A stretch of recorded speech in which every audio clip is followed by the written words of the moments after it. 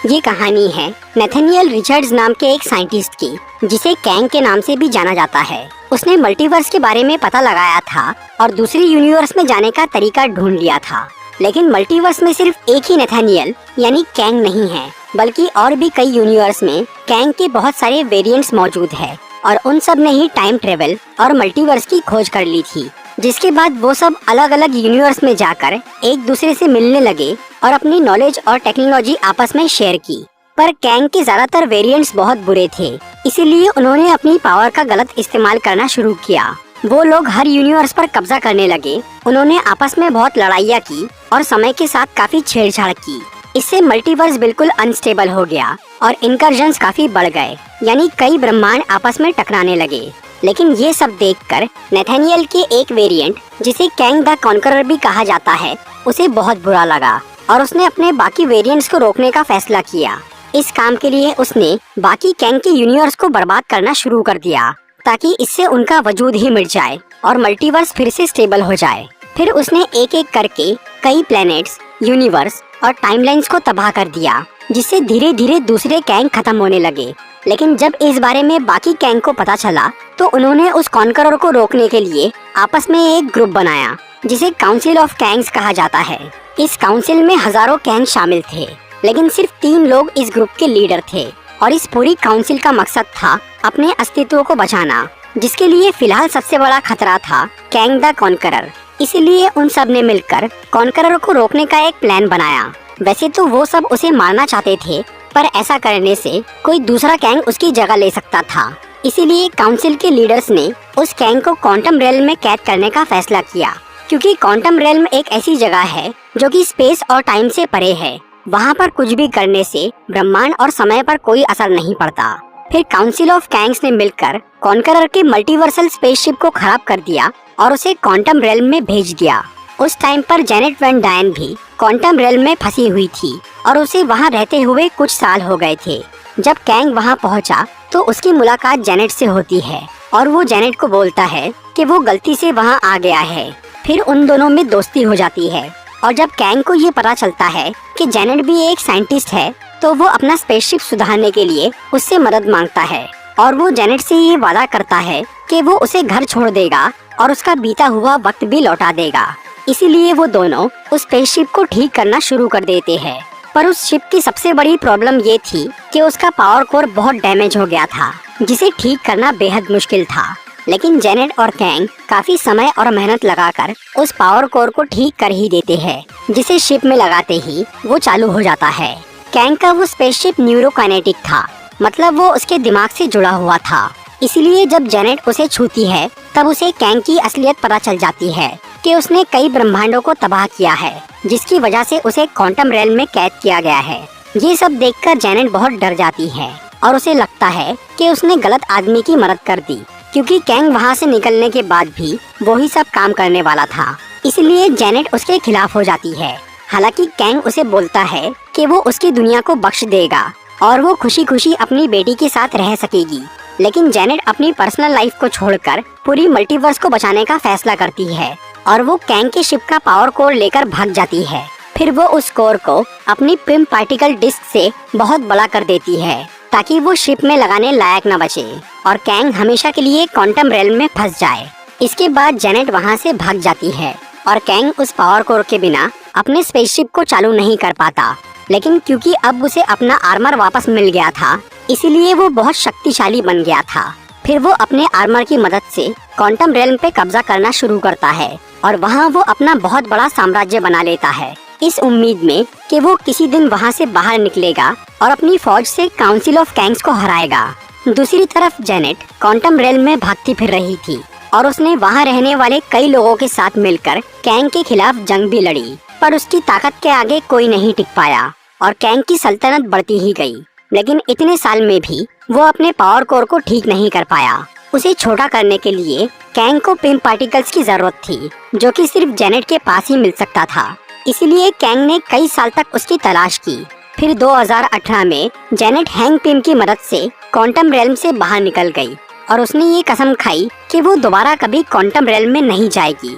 इस तरह से कुछ साल बीत जाते हैं। और अब 2025 में हैंक पिम और स्कॉट लैंग के परिवार खुशी खुशी साथ में रह रहे थे। स्कॉट की बेटी कैसी भी अब अपने पिता की तरह दूसरों की मदद कर रही थी और उसके पास भी खुद का एक एंटमैन सूट था। इसके साथ ही वो क्वांटम रेल्म की स्टडी भी कर रही थी और इस काम के लिए उसने हैंक और होप की मदद से एक क्वांटम सैटेलाइट बना लिया था, जिसके बारे में जेनेट को कुछ नहीं पता था। फिर एक दिन कैसी सबको अपना वो सैटेलाइट दिखाती है और वो उसे क्वांटम रेल्म में सिग्नल भेजना शुरू करती है, लेकिन ये देखकर जेनेट बहुत डर जाती है और वो तुरंत उस सैटेलाइट को बंद कर देती है। पर तब तक काफी देर हो गई थी। उधर क्वांटम रेल्म में कैंग को वो सिग्नल मिल जाता है और वो उसके रिस्पॉन्स में कैसी के सैटेलाइट पर एक पोर्टल भेज देता है, जो कि स्कॉट और हैंक के पूरे परिवार को क्वांटम रेल्म के अंदर खींच लेता है। लेकिन वो सब लोग वहाँ पर दो अलग अलग ग्रुप में पहुँचते हैं। एक तरफ स्कॉट और कैसी थे, जो कि कैंग के खिलाफ लड़ने वाले फ्रीडम फाइटर्स के पास पहुँच गए थे, और दूसरी तरफ हैंक, होप और जेनेट थे, जो कि स्कॉट और कैसी की तलाश में भटक रहे थे। फिर जेनेट का ग्रुप क्राइलर नाम के एक आदमी से मिलने जाता है, जो कि पहले एक फ्रीडम फाइटर था, लेकिन अब वो कैंग के साथ मिल चुका था और वो जेनेट और उसके साथियों को पकड़वाने की कोशिश करता है। पर वो लोग क्राइलर से लड़के उसका स्पेसशिप लेकर भाग जाते हैं और तब जेनेट हैंक और होप को कैंग के बारे में सब कुछ बता देती है। उधर स्कॉट और कैसी जिन फ्रीडम फाइटर्स के साथ में थे, उन पर कैंग का एक खास सोल्जर मोडॉक हमला कर देता है। मोडॉक असल में डैरेन क्रॉस यानी येलो जैकेट था। कुछ साल पहले जब स्कॉट ने उसका सूट खराब किया था, तब डैरेन मरा नहीं था, बल्कि वो क्वांटम रेल्म में पहुंच गया था और उसके शरीर की बनावट बहुत बिगड़ गई थी। तब कैंग ने उसकी मदद की और उसे बना दिया mechanized organism designed only for killing यानी मोडॉक। तब से वो कैंग के लिए काम कर रहा है।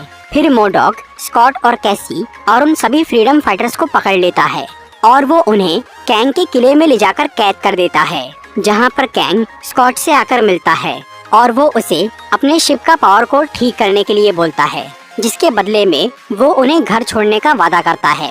पहले तो स्कॉट इसके लिए नहीं मानता, लेकिन जब कैंग उसे कैसी को मारने की धमकी देता है तो वो राजी हो जाता है। इसके बाद स्कॉट उस बड़े से पावर कोर के नीचे जाता है। वहाँ पर उस कोर की शक्ति की वजह से स्कॉट की हजारों वेरिएंट्स बन जाते हैं, जो कि साथ मिलकर उस कोर को छोटा करने की कोशिश करते हैं, पर उनसे वो काम नहीं हो पाता।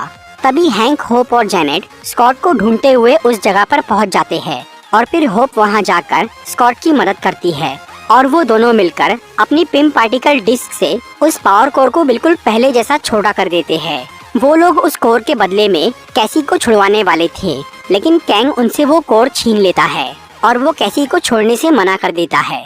इसीलिए स्कॉट और होप कैंग से लड़ना शुरू करते हैं, पर वो उन्हें हरा देता है और फिर वो जेनेट को किडनैप कर लेता है, क्योंकि जेनेट एक जीनियस साइंटिस्ट थी और कैंग का मानना था कि वो उसके काम आ सकती है।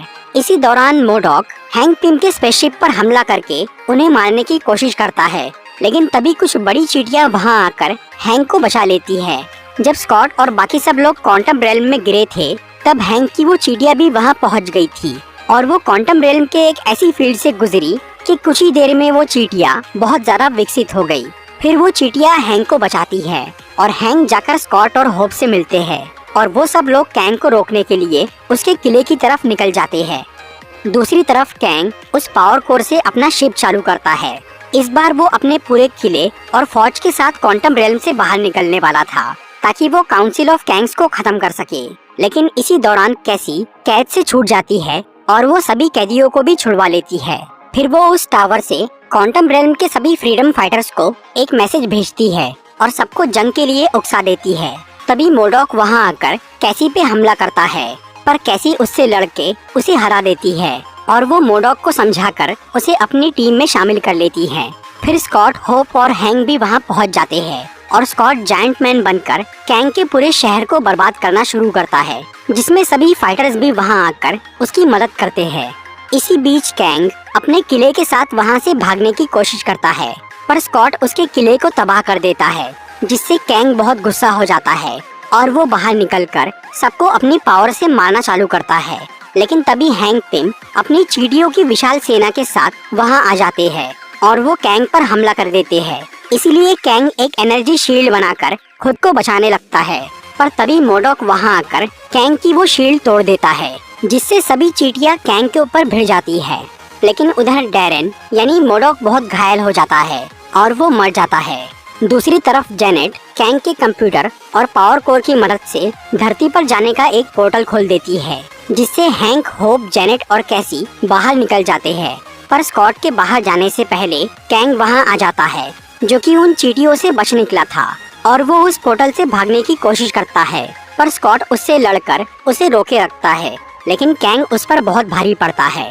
इसलिए स्कॉट अपने पास की दोनों तरह की पिम पार्टिकल डिस्क से उस पावर कोर पे हमला कर देता है, ताकि वो कोर खराब हो जाए और कैंग कभी बाहर ना निकल पाए। ये देखकर कैंग उस पोर्टल की तरफ भागता है, लेकिन तभी होप वापस क्वांटम रेल्म के अंदर आती है और वो कैंग को रोक देती है।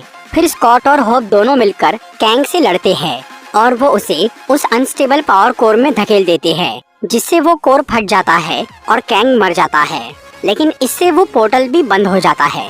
पर उधर बाहर की दुनिया में कैसी के उस सैटेलाइट में अब काफी सारी इंफॉर्मेशन जमा हो गई थी, जिसकी मदद से कैसी एक नया पोर्टल बनाने में कामयाब हो जाती है और वो स्कॉट और होप को क्वांटम रेल्म से बाहर निकाल लेती है।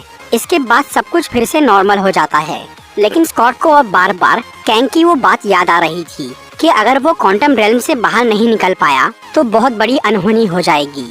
ये सोचकर स्कॉट काफी परेशान रहने लगता है। मूवी के मिड क्रेडिट सीन में हमें काउंसिल ऑफ कैंग्स के तीनों लीडर नजर आते हैं, जिन्हें ये पता चल गया था कि क्वांटम रेल्म में कैद कैंग द कॉन्करर मर गया है, और वो सब इस बात से काफी घबराए हुए थे, क्योंकि जिस कैंग से उन लोगों को डर लगता था उसका किसी और के हाथों मारे जाना उनके लिए काफी चिंता की बात थी। ऊपर से अब धरती के कई लोगों को मल्टीवर्स के बारे में पता चल गया था, इसीलिए काउंसिल के लीडर्स को ये लग रहा था कि धरतीवासी उनसे मल्टीवर्स की सत्ता ना छीन ले। इसी वजह से उन्होंने मल्टीवर्स में मौजूद सभी कैंग को मिलने के लिए बुलाया था, ताकि वो उनसे इस बारे में बात कर सके। मूवी के पोस्ट क्रेडिट सीन में हमें 1920 का समय दिखाया जाता है, जहां कैंग का एक वेरिएंट जिसका नाम विक्टर टाइमली था, वो टाइम के बारे में एक प्रेजेंटेशन दे रहा था, जिसे सुनने के लिए कई लोग आए थे और उसमें लोकी और मोबियस भी शामिल थे, जो कि कैंग को हराने के लिए उसकी जानकारी इकट्ठा कर रहे थे। तो दोस्तों, ये थी Ant Man and the Wasp Quantumania की एक्सप्लेनेशन वीडियो। अगर आपको ये वीडियो अच्छी लगी हो तो इसे लाइक और शेयर जरूर करिए।